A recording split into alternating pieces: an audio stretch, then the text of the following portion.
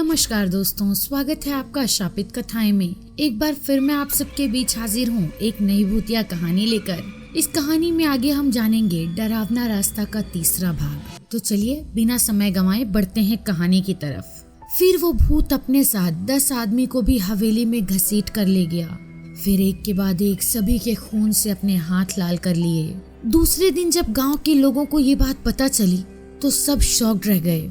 इतने डर गए कि कुछ लोगों ने तो हवेली के रास्ते से दिन में भी जाना बंद कर दिया। गांव में किसी को भी समझ नहीं आ रहा था कि अब क्या करें। लेकिन गांव में एक सबसे बुजुर्ग रफीक चाचा रहते थे। रफीक चाचा की उम्र करीब 90 साल की हो चुकी थी। उनको गांव के सारे रहस्यों के बारे में पता था। गांव के कुछ युवक तथा मुखिया ने रफीक चाचा से इस बात का पता लगाने के लिए उनके घर पहुँचे। रफीक चाचा ने उन युवकों तथा मुखिया की सारी बातें सुनकर कहा, मुझे इसका उपाय तो नहीं पता, लेकिन मैं आपको इसके पीछे की कहानी बता सकता हूँ। तो सुनो। आज से बहुत सालों पहले डरावने रास्ते पे स्थित हवेली में एक सुखी संपन्न परिवार रहता था। परिवार में 2 बच्चे थे। उनके मम्मी पापा और उनके दादा दादी रहते थे। बच्चे सुबह स्कूल जाते और उनके पापा सरकारी दफ्तर में काम करते थे। उनकी मम्मी स्कूल में शिक्षिका थी। बच्चों के दादा दादी घर पे रहकर बच्चों की देखभाल करते थे। सब कुछ बिल्कुल सही चल रहा था। लेकिन अचानक बच्चों के पिता की संगत कुछ ऐसे दोस्तों से हुई जिन्होंने उनके पिता को शराब जुआ जैसी बुरी आदतों का शिकार बना दिया। फिर वो रोज शराब पी के आता और अपनी पत्नी, बच्चों और अपने माँ बाप से झगड़ा करता, उनको मारता पीटता, उनके साथ अभद्र व्यवहार करता। जुए की लत में एक बार वो 20 लाख रुपए हार गया। फिर उन्होंने अपने कुछ दोस्तों से पैसे उधार लेकर जुआ खेला और फिर से हार गया। जुए में हारने की वजह से वो भारी कर्ज में डूब गया। जिनसे उन्होंने पैसे लिए थे वो लोग रोज आते थे पैसे मांगने के लिए।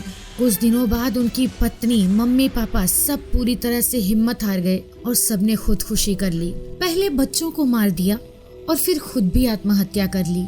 ये दृश्य देखकर बच्चों के पिता ने भी खुदकुशी कर ली। तब से वो वहाँ पे प्रेत आत्मा बन गए। वो बच्चों और उनके पिताजी, दादा दादी भूत बन गए और बच्चों की माँ चुड़ैल बन गई।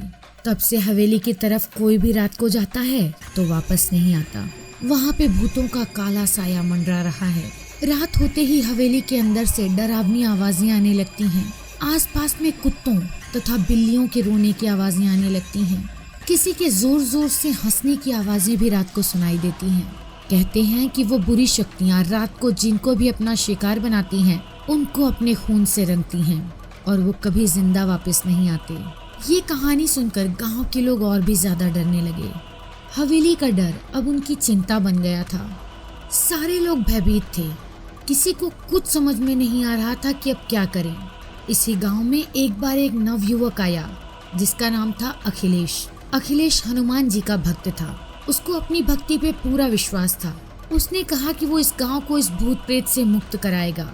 दूसरे दिन अखिलेश अकेला हनुमान चालीसा का जाप करते हुए हनुमान जी की मूर्ति को अपनी गोद में लेकर रात को हवेली पे जा पहुंचा। बिना डरे वो भगवान का नाम लेके आगे बढ़ा। भूतों को ऐसा लग रहा था जैसे कि मानो उनका एक और शिकार मरने के लिए आ रहा है। लेकिन जैसे ही भूतों और चुड़ैल का स्पर्श दैवीय शक्ति से हुआ, तुरंत सारे भूत प्रेत जलकर खाक हो गए। भूतों का खात्मा होने के बाद अखिलेश ने हनुमान जी का जय जयकार किया। सारे गांव के लोगों ने जान लिया कि अखिलेश की विजय हुई। सबने शंखनाद से पूरे गांव को जगाया और उस पूरे दिन गांव में उत्सव मनाया गया।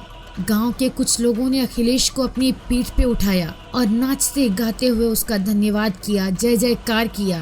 अखिलेश ने सारे गांव को कहा, ये जो कुछ भी हुआ है वो हनुमान जी की वजह से हुआ है। भूत पिशाच निकट नहीं आवे, महावीर जब नाम सुनावे। ये चमत्कार हनुमान जी की दैवीय शक्ति का है। आपको धन्यवाद कहना हो तो उनको कहो और उनकी आराधना करो। मेरा वादा है आपसे, हनुमान जी की कृपा दृष्टि से कभी भी इस गांव पे कोई काला साया निवास नहीं करेगा। अगर आप किसी दूसरे भगवान को मानते हो तो उन पर भी पूरी श्रद्धा रखोगे तो भी आपको कोई भी बुरी शक्ति हानि नहीं पहुंचा पाएगी। तो दोस्तों, कैसी लगी आपको ये कहानी कमेंट सेक्शन में बताइए। वीडियो पसंद आया हो तो लाइक, शेयर और सब्सक्राइब करना ना भूलें।